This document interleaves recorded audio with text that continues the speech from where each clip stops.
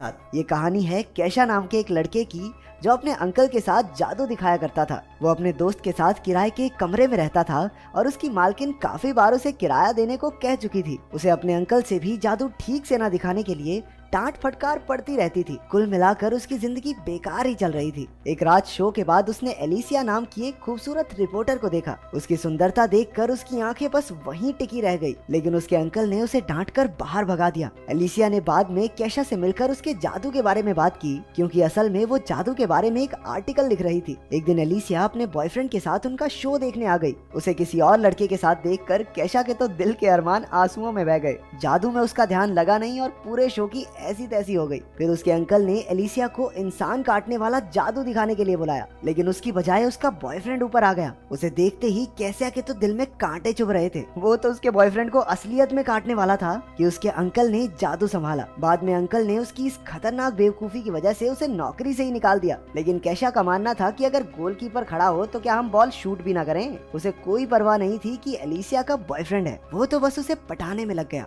उसे लगता था कि अगर वो अमीर और हैंडसम होता तो एलिसिया जरूर उसकी हो जाती, लेकिन ऐसी किस्मत उसकी थी नहीं। इसके बाद उसने चुपके चुपके एलिसिया और उसके बॉयफ्रेंड का पीछा किया, लेकिन उनके घर में तो बेहद टाइट सिक्योरिटी थी। कैशा हताश होकर नीचे ही सिगरेट पीने बैठ गया। अचानक एक भिखारी आया और उसकी सिगरेट जला दी। फिर उसने कैशा से $20 उधार मांग लिए। इसके बदले उसने कैशा की कोई भी इच्छा पूरी करने का वादा किया। कैशा बहुत निराश था, इसलिए उसे कोई फर्क नहीं पड़ा कि ये भिखारी क्या बक रहा है। उसने उसे $20 दे दिए, लेकिन उसी वक्त भिखारी अचानक से गायब हो गया। कैशा हैरान होकर खड़ा हुआ और अपने आप जादू से दरवाजे के आर पार हो गया। इसके बाद हमने देखा कि अगली सुबह उसके अंकल ने उसे कॉल करके वापस काम पर बुला लिया, क्योंकि वो अकेले कुछ संभाल नहीं पा रहा था। कैशा नींद में ही उठा और उसने जमीन पर पड़े ढेर सारे डॉलर्स पर ध्यान ही नहीं दिया। उसे तो ये भी एहसास नहीं हुआ कि वो दरवाजे के आर पार होकर जा रहा था। तभी उसने खबर सुनी कि एक बैंक में चोरी हो गई है और वहाँ किसी के भी घुसने का कोई सुराग नहीं मिला था। तब जाकर कैशा को याद आया कि पिछली रात आखिर हुआ क्या था। उस दरवाजे के अंदर घुसकर वो हैरान रह गया। उसे लगा कि ये सब एक सपना है,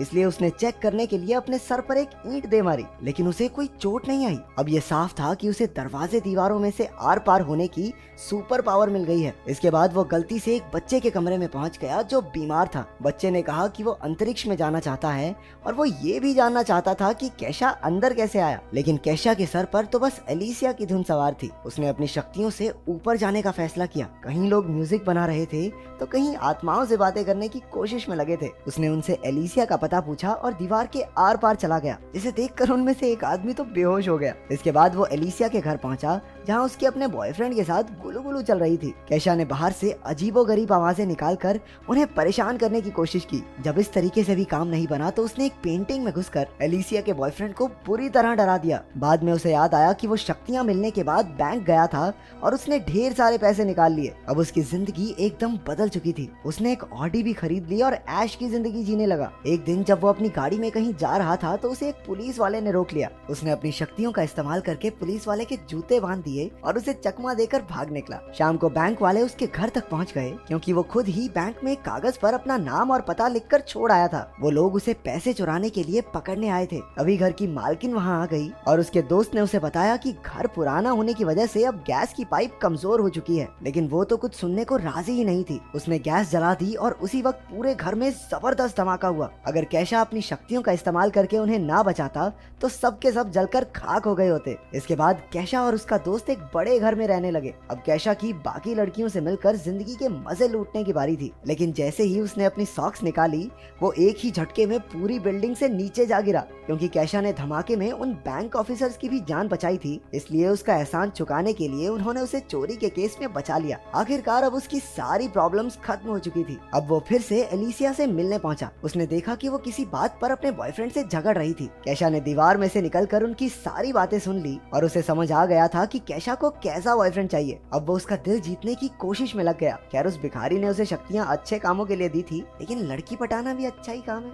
अगले दिन उसने एलिसिया की फेवरेट गाड़ी पॉश खरीद ली और हाथों में फूल लेकर एलिसिया के बाहर आने का इंतजार करने लगा। उसके आते ही कैशा ने अपने प्यार का इजहार कर दिया, लेकिन एलिसिया को ऑफिस के लिए बहुत देरी हो रही थी, इसलिए वो कैशा की बात को अनसुना कर करके उसकी गाड़ी में बैठकर उसके साथ चल दी। उसके बॉस ने उसे लेट होने पर खूब डांटा और कैशा ने भी ये सब देख लिया। जब एलिसिया के बॉस की नजर कैशा पर पड़ी तो वो डर के मारे अपने घुटनों पर बैठ गया। कैशा की वजह से एलिसिया को एक इंटरनेशनल लेवल की न्यूज कवर करने का मौका भी मिल गया। एलिसिया ने कैशा को $200 देकर फटाफट वहाँ तक पहुँचाने को कहा। वो तो मीडिया पास दिखाकर अंदर चली गई, लेकिन कैशा को सिक्योरिटी वालों ने पकड़ लिया। लेकिन उसे भला कौन रोक सकता है। वो अपनी शक्तियों का इस्तेमाल करके दीवार के पार चला गया। वो अंदर जाकर एलिसिया का पीछा करने लगा। अंदर एलिसिया आइसलैंड के प्रधानमंत्री से मिली और उसे उनका इंटरव्यू लेने का मौका भी मिला। वो खुशी के मारे पागल सी हो गई थी और उसने एक्साइटमेंट में कैशा को किस कर दिया। कैशा को अपनी किस्मत पर विश्वास ही नहीं हो रहा था। उसके यूं अचानक से किस करने पर कैशा बिल्कुल हक्का बक्का रह गया। अब उसे एलिसिया के साथ जिंदगी बिताने के सपने दिखाई देने लगे थे, लेकिन एलिसिया ने एक ही पल में उसके सारे सपने चकनाचूर कर दिए। उसने कहा कि उसे कैशा में कोई दिलचस्पी नहीं है। उस बेचारे का दिल एक बार फिर से टूट गया, लेकिन एलिसिया के मना करने के बाद भी उसने उसका पीछा नहीं छोड़ा। उसके करीब आने के चक्कर में कैशा उसके ऑफिस में आ पहुंचा और दीवार के पीछे छुपकर उसे छूने लगा। वो छिपकर एलिसिया को किस करना चाहता था, लेकिन अचानक वहाँ कोई दूसरा आदमी आ गया और कैशा का निशाना चूक गया। कैशा की ही वजह से एलिसिया के बॉस ने उसे एडिटर इन चीफ की नौकरी ऑफर की। उसने ये सब इसलिए किया क्योंकि गाड़ी में एलिसिया ने बताया था कि एक दिन उसके आर्टिकल्स पूरी दुनिया पढ़ेगी और एडिटर इन चीफ बनना उसका सपना है। लेकिन इतनी कोशिशों के बाद भी एलिसिया उससे इम्प्रेस नहीं हुई। वो अब भी अपने बॉयफ्रेंड को ही चाहती थी, जिससे बेचारे कैशा का दिल टूट गया। अब वो दिल टूटा आशिक बनकर उस बीमार बच्चे के साथ ही टाइम पास करने लगा। उसे पता चला कि उस बच्चे की माँ उसका अंतरिक्ष में जाने का सपना पूरा करने के लिए $1.5 लाख इकट्ठे कर रही है। कैशा ने बच्चे की बात पर ज्यादा ध्यान नहीं दिया और फिर से एलिसिया के कमरे में जा पहुंचा। एलिसिया और उसका बॉयफ्रेंड पहले ही सो चुके थे। एलिसिया ने उसे दीवार में से घुसते देखा और उसे लगा कि वो एक सपना देख रही है। कैशा ने भी मौके पर चौका मार दिया और उसे साथ लेकर दीवार के पार हो गया। फिर वो दोनों एक ट्रेन की छत में कूदकर अंदर आ गए। दोनों ने यूं ही मस्ती करते हुए पूरी रात गुजार दी, लेकिन वो अब भी उससे प्यार व्यार नहीं करती थी। अब गुस्से में आकर अपना कैशा भी सस्ता कबीर सिंह बन गया